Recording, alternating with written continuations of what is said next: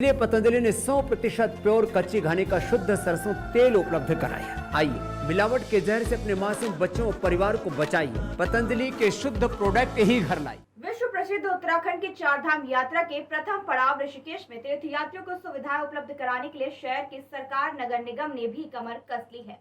देखिए, मेयर अनीता ममगाई ने तमाम विभागों के अधिकारियों के साथ बैठक कर व्यवस्थाओं के बारे में फीडबैक लिया तथा उन्हें जरूरी दिशा निर्देश भी दिए। मौके पर व्यापारियों से खुद ही अतिक्रमण हटाने की अपील भी मेयर ने की। सिंगल यूज प्लास्टिक का उपयोग भी कम से कम करने के लिए कहा गया तथा व्यापारियों ने अतिक्रमण के मामले में सुझाव दिया कि नगर निगम के अधिकारी यदि कहीं पर अतिक्रमण देखते हैं तो पहले उसके लिए चेतावनी दी जाए। यदि उसके बाद भी संबंधित व्यापारी के द्वारा अतिक्रमण नहीं हटाया जाता तो उसके खिलाफ एक्शन लिया जाए। व्यापारियों ने चारधाम यात्रा के दौरान हर संभव मदद का आश्वासन मेयर को दिया है। आज अपने ऋषिकेश के समस्त व्यापारियों के साथ में सभी रोडों के जो व्यापारी हैं और अलग अलग व्यापार मंडल के जितने भी पदाधिकारी हैं उनके साथ में बैठक रखी गई। उसमें अपने प्रशासन से, तहसील से और नगर निगम के सभी लोग, ताकि सबसे बड़ी समस्या है यात्रा को सुचारू करने के लिए, यातायात व्यवस्था को सुचारू करने के लिए ट्रैफिक प्लान को व्यवस्थित करना। उसके लिए अतिक्रमण न रहे सड़कों पे, क्योंकि अतिक्रमण करने के लिए जब उसको हटाने के लिए नगर निगम की टीम जाती है तो कई जगहों पे फिर माहौल गर्मा गर्मी का हो जाता है। तो उसमें हमारे सभी व्यापारी भाइयों को बुलाया ताकि उनका सहयोग भी हमको मिले।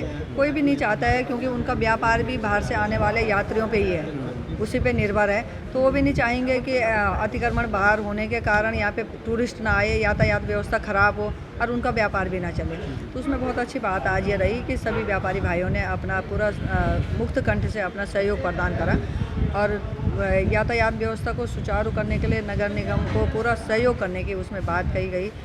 पॉलीथीन का जो विषय था कि पॉलीथीन ऋषिकेश नगर निगम क्षेत्र के अंतर्गत पहले तो माननीय प्रधानमंत्री जी ने सिंगल यूज प्लास्टिक पूरे भारतवर्ष में ही बैन कर रखा है।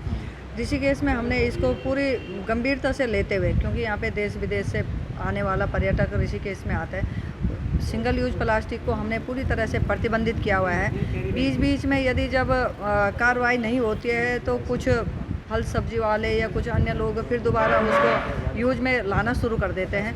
तो आज सभी से आग्रह किया गया, अपनी टीम को भी निर्देशित किया गया कि आप भी समय समय पे चेकिंग अभियान चलाते रहें और व्यापारी भी उसमें पूरा सहयोग करेंगे। ऐसी आज की बैठक में पूरी आशा और उम्मीद रखी गई, पूरी बातें आई हैं। तो मुझे लगता है कि हमारी ये जो चारधाम यात्रा 2 सालों से जो प्रभावित थी कोरोना के कारण, इस समय बहुत ही सुंदर चलने वाली है। बहुत ही अच्छी, पूरे देश विदेश से श्रद्धालु पर्यटक इसमें आने वाले हैं और हमारे ऋषिकेश का भी, उत्तराखंड का भी पूरा व्यापार इसमें अच्छा बढ़ेगा। सभी के सहयोग से, टीम भावना से हम सभी लोग इसमें। विधायक जी पे है, वह मंत्री हैं, बड़े मजबूत मंत्री हैं।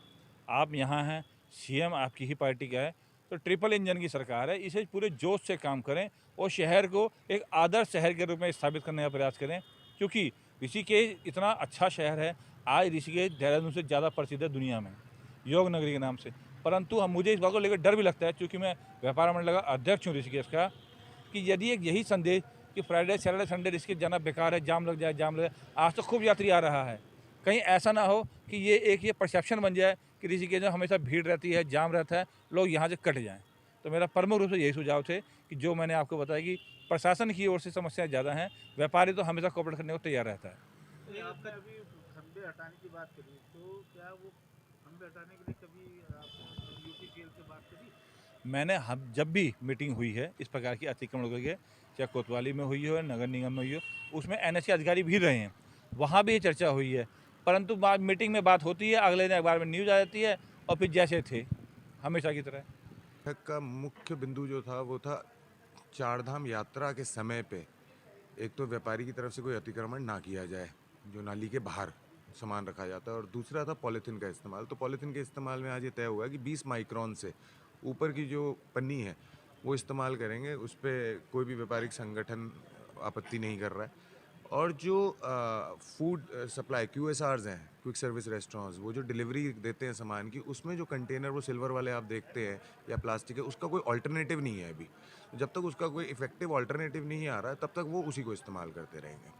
और जहाँ तक अतिक्रमण की बात है, अतिक्रमण में ये डिसाइड हुआ है कि नाली के बाहर रखा हुआ सामान जो है उस पर पहले वार्निंग दी जाएगी। उसके बाद एक छोटा चालान किया जाएगा, उसके बाद सामान उठाया जाएगा। ये नहीं कि अतिक्रमण के लिए अगर निगम की टीम या प्रशासन की टीम निकली है बाज़ार में, वो सीधा सामान जब्त कर ले।